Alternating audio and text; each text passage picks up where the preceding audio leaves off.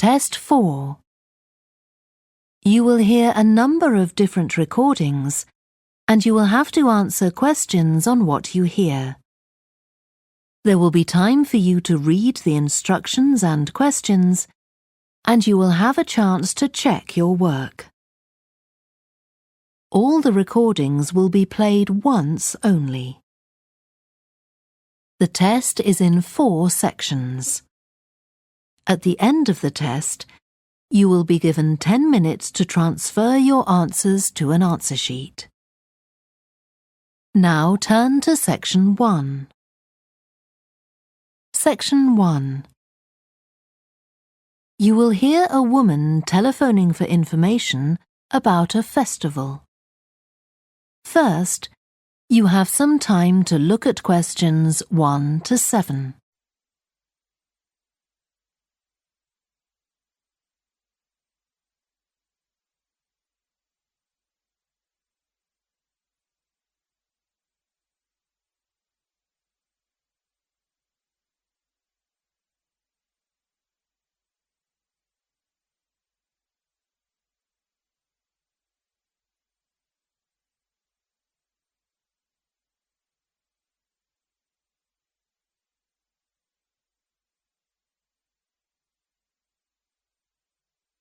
You will see that there is an example that has been done for you.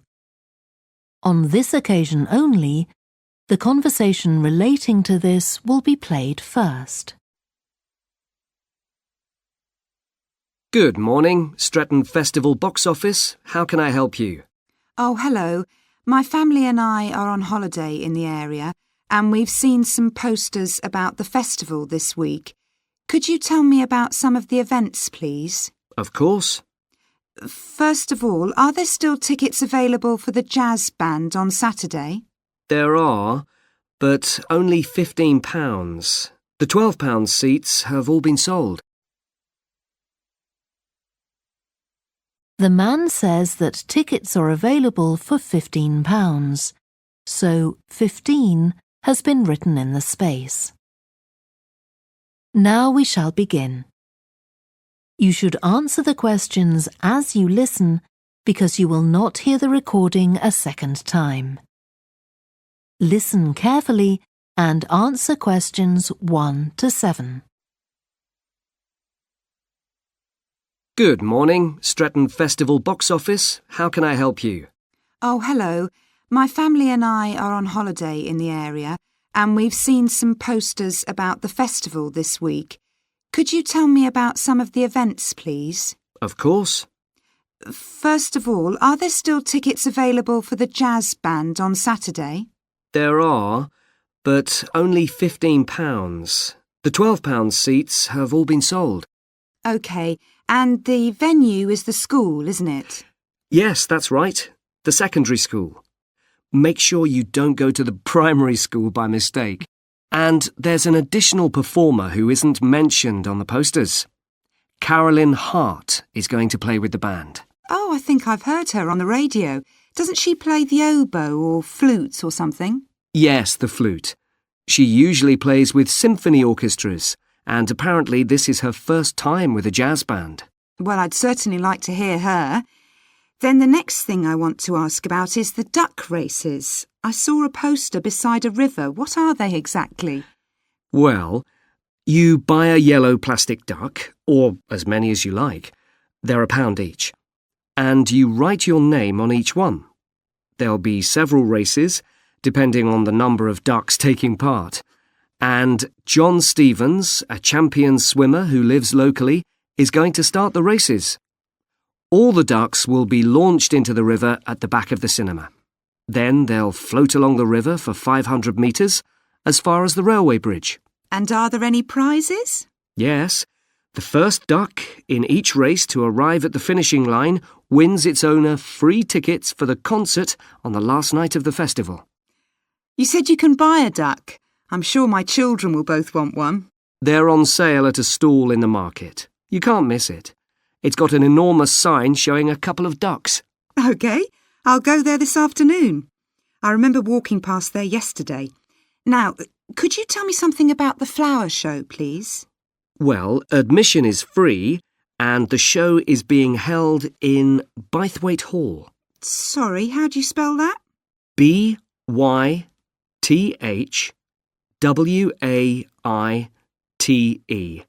Bythwaite. Is it easy to find? I'm not very familiar with the town yet. Oh, you won't have any problem. It's right in the centre of Stretton. It's the only old building in the town, so it's easy to recognise. I know it. I presume it's open all day. Yes, but if you'd like to see the prizes being awarded for the best flowers, you'll need to be there at 5 o'clock. The prizes are being given by a famous actor, Kevin Shapless. He lives nearby and gets involved in a lot of community events. Gosh, I've seen him on TV. I'll definitely go to the prize giving. Right. Before you hear the rest of the conversation, you have some time to look at questions 8 to 10.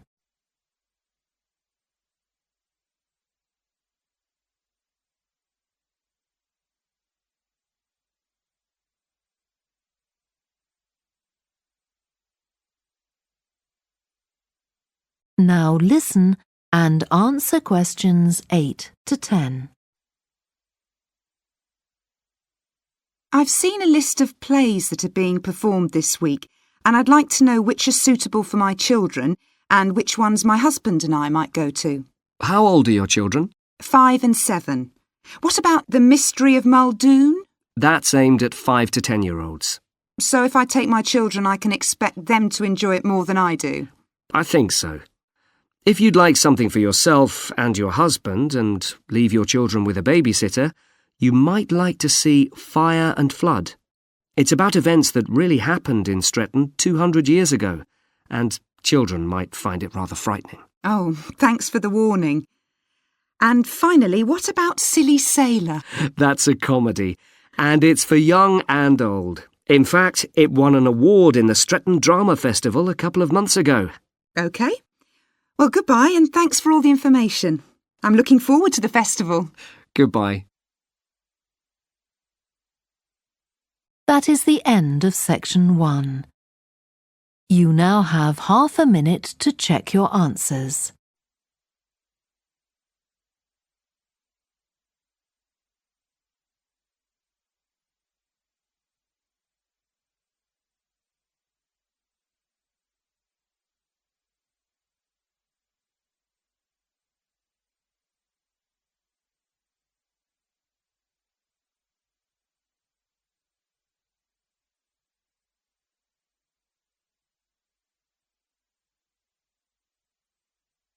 Now turn to section 2. Section 2. You will hear a guide at an art museum talking to a group of visitors. First, you have some time to look at questions 11 to 16.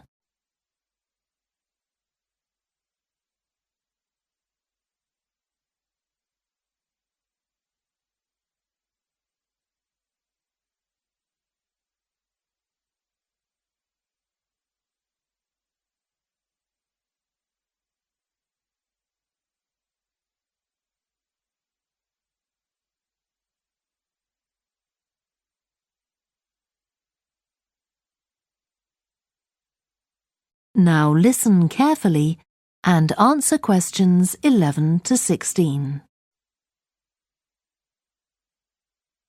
Good morning and welcome to the museum, one with a remarkable range of exhibits which I'm sure you'll enjoy. My name's Greg and I'll tell you about the various collections as we go around. But before we go, let me just give you a taste of what we have here. Well, for one thing, we have a fine collection of 20th and 21st century paintings, many by very well-known artists. I'm sure you'll recognize several of the paintings. This is the gallery that attracts the largest number of visitors, so it's best to go in early in the day before the crowds arrive.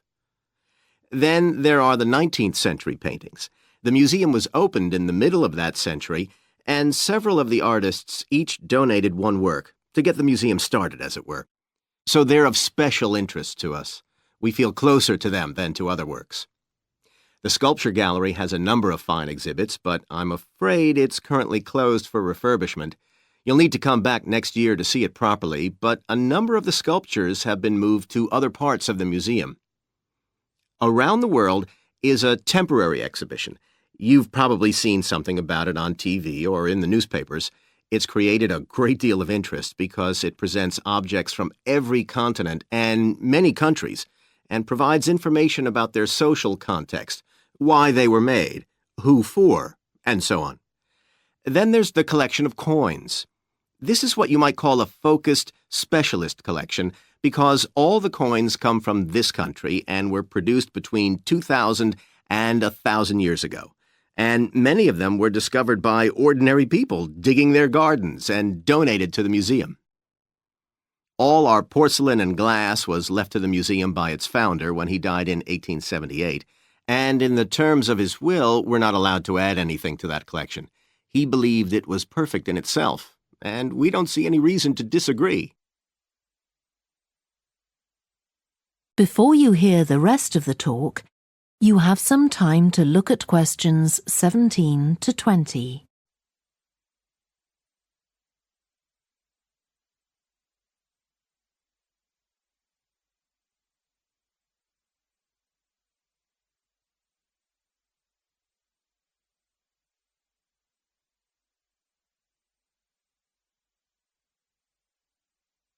Now listen and answer questions 17 to 20. Okay, that was something about the collections, and now here's some more practical information, in case you need it. Most of the museum facilities are downstairs in the basement, so you go down the stairs here. When you reach the bottom of the stairs, you'll find yourself in a sitting area with comfortable chairs and sofas where you can have a rest before continuing your exploration of the museum. We have a very good restaurant which serves excellent food all day in a relaxing atmosphere. To reach it, when you get to the bottom of the stairs, go straight ahead to the far side of the sitting area, then turn right into the corridor. You'll see the door of the restaurant facing you. If you just want a snack or if you'd like to eat somewhere with facilities for children, we also have a cafe. When you reach the bottom of the stairs, you'll need to go straight ahead, turn right into the corridor, and the cafe is immediately on the right. And talking about children, there are baby-changing facilities downstairs. Cross the sitting area, continue straight ahead along the corridor on the left, and you and your baby will find the facilities on the left-hand side. The cloakroom, where you should leave coats, umbrellas, and any large bags, is on the left-hand side of the sitting area. It's through the last door before you come to the corridor. There are toilets on every floor, but in the basement, they're the first rooms on the left when you get down there. Okay, now if you've got anything to leave in the cloakroom, please do that now, and then we'll start our tour. That is the end of section 2. You now have half a minute to check your answers.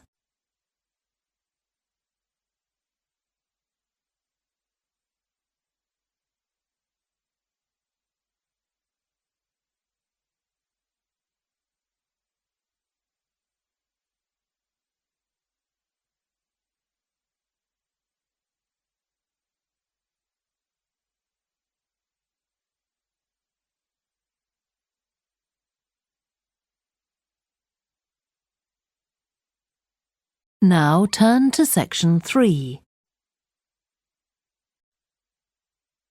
Section 3.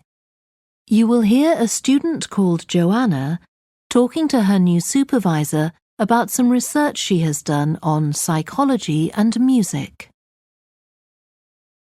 First, you have some time to look at questions 21 to 26.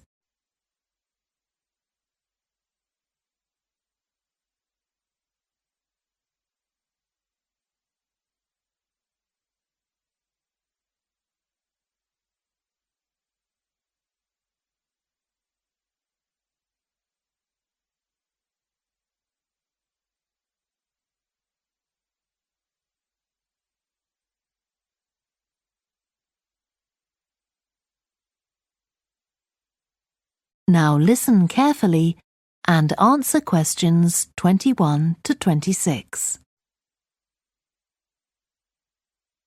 Hi, Joanna. Good to meet you. Now, before we discuss your new research project, I'd like to hear something about the psychology study you did last year for your master's degree. So, how did you choose your subjects for that? Well, I had 6 subjects, all professional musicians and all female. 3 were violinists, and there was also a cello player and a pianist and a flute player. They were all very highly regarded in the music world, and they'd done quite extensive tours in different continents, and quite a few had won prizes and competitions as well. And they were quite young, weren't they? Yes, between 25 and 29. The mean was 27.8. I wasn't specifically looking for artists who'd produced recordings, but this is something that's just taken for granted these days, and they all had. Right. Now, you collected your data through telephone interviews, didn't you? Yes. I realised if I was going to interview leading musicians, it'd only be possible over the phone because they're so busy. I recorded them using a telephone recording adapter. I'd been worried about the quality, but it worked out all right. I managed at least a 30-minute interview with each subject, sometimes longer. Did doing it on the phone make it more stressful? I'd thought it might. It was all quite informal, though, and in fact they seemed very keen to talk. And I don't think using the phone meant I got less rich data. Rather the opposite, in fact. Interesting. And you were looking at how performers dress for concert performances? That's right. My research investigated the way players see their role as a musician and how this is linked to the type of clothing they decide to wear. But that focus didn't emerge immediately. When I started, I was more interested in trying to investigate the impact of what was worn on those listening, and also whether someone like a violinist might adopt a different style of clothing from, say, someone playing the flute or the trumpet. It's interesting that the choice of dress is up to the individual, isn't it? Yes. You'd expect there to be rules about it in orchestras, but that's quite rare. Before you hear the rest of the discussion, you have some time to look at questions 27 to 30.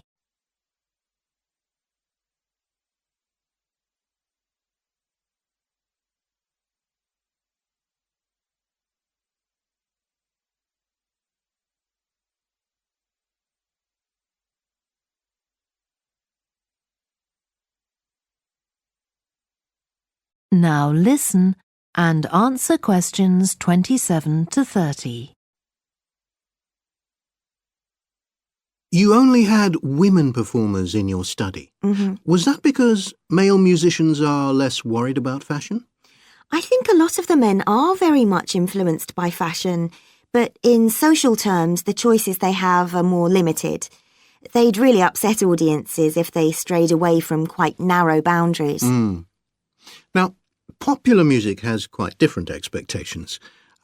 Did you read Mike Frost's article about the dress of women performers in popular music? No. Well, he points out that a lot of female singers and musicians in popular music tend to dress down in performances and wear less feminine clothes, like jeans instead of skirts. And he suggests this is because otherwise they'd just be discounted as trivial. But you could argue they're just wearing what's practical.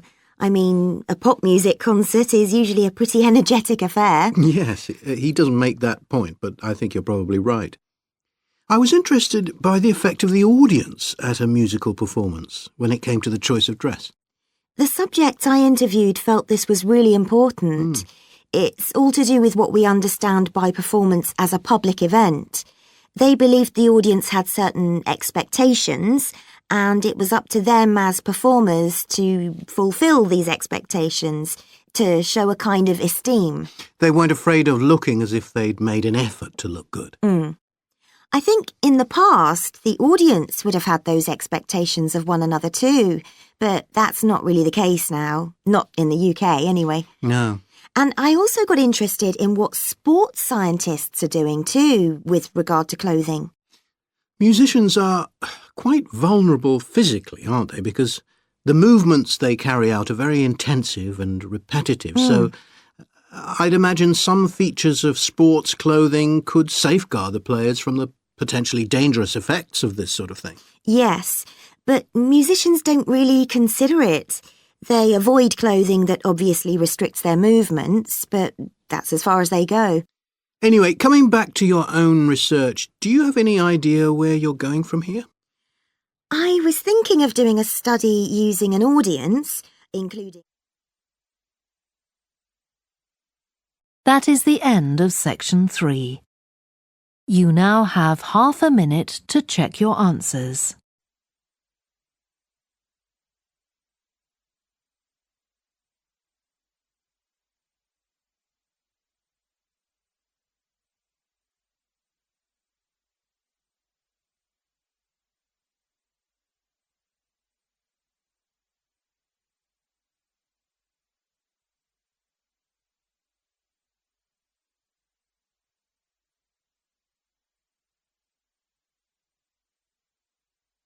Now turn to section 4.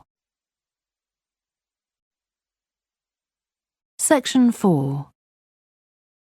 You will hear part of a lecture about a way of reducing the amount of carbon dioxide in the atmosphere. First, you have some time to look at questions 31 to 40.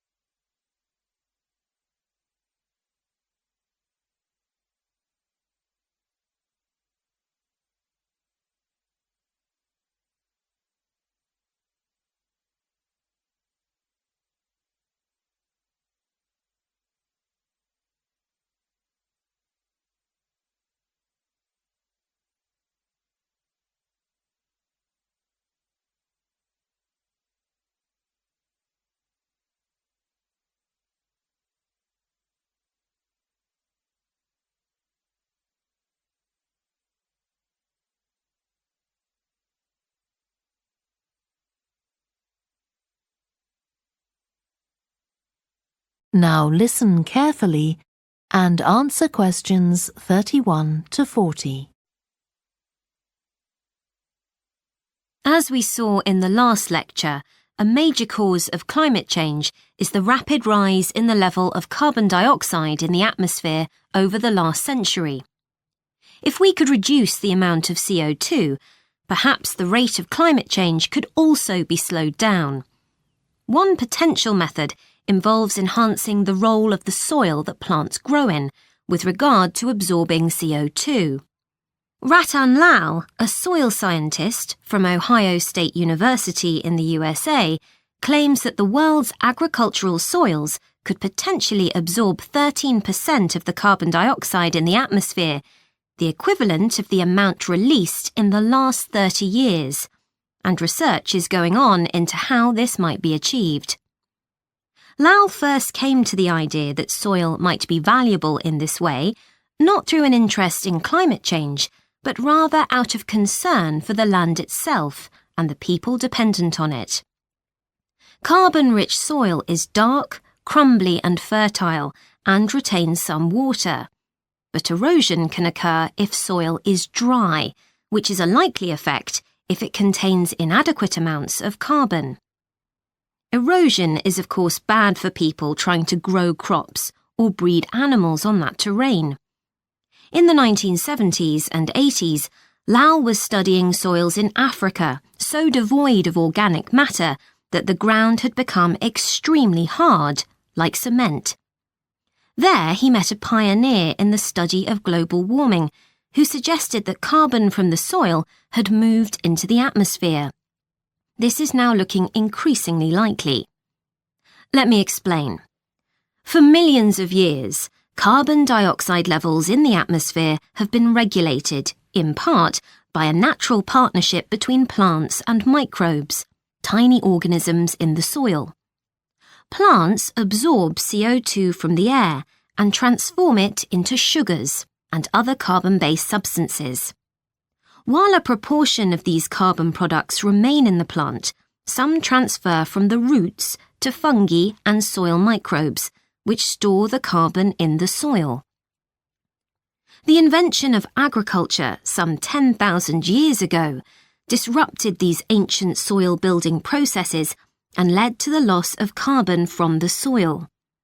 When humans started draining the natural topsoil and ploughing it up for planting, they exposed the buried carbon to oxygen. This created carbon dioxide and released it into the air. And in some places, grazing by domesticated animals has removed all vegetation, releasing carbon into the air. Tons of carbon have been stripped from the world's soils, where it's needed, and pumped into the atmosphere. So, what can be done? Researchers are now coming up with evidence that even modest changes to farming can significantly help to reduce the amount of carbon in the atmosphere. Some growers have already started using an approach known as regenerative agriculture. This aims to boost the fertility of soil and keep it moist through established practices. These include keeping fields planted all year round and increasing the variety of plants being grown. Strategies like these can significantly increase the amount of carbon stored in the soil, so agricultural researchers are now building a case for their use in combating climate change.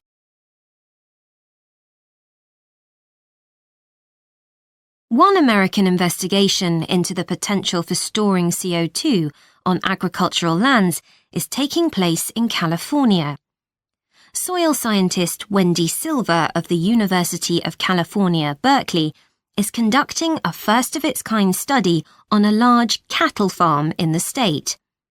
She and her students are testing the effects on carbon storage of the compost that is created from waste, both agricultural, including manure and corn stalks, and waste produced in gardens, such as leaves, branches, and lawn trimmings. In Australia, soil ecologist Christine Jones is testing another promising soil enrichment strategy. Jones and 12 farmers are working to build up soil carbon by cultivating grasses that stay green all year round. Like composting, the approach has already been proved experimentally. Jones now hopes to show that it can be applied on working farms and that the resulting carbon capture can be accurately measured. It's hoped in the future that projects such as these will demonstrate the role that farmers and other land managers can play in reducing the harmful effects of greenhouse gases. For example, in countries like the United States, where most farming operations use large applications of fertilizer, changing such long-standing habits will require a change of system. Ratan Lal argues that farmers should receive payment, not just for the corn or beef they produce, but also for the carbon they can store in their soil. Another study being carried out. That is the end of section 4. You now have half a minute to check your answers.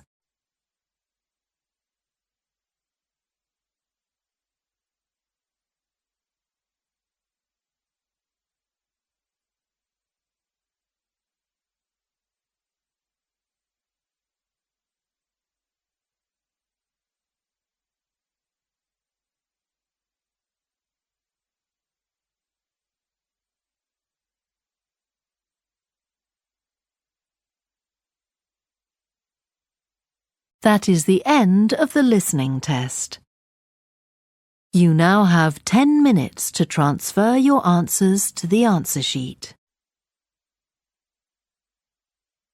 Please stop writing and wait for your question booklet to be collected.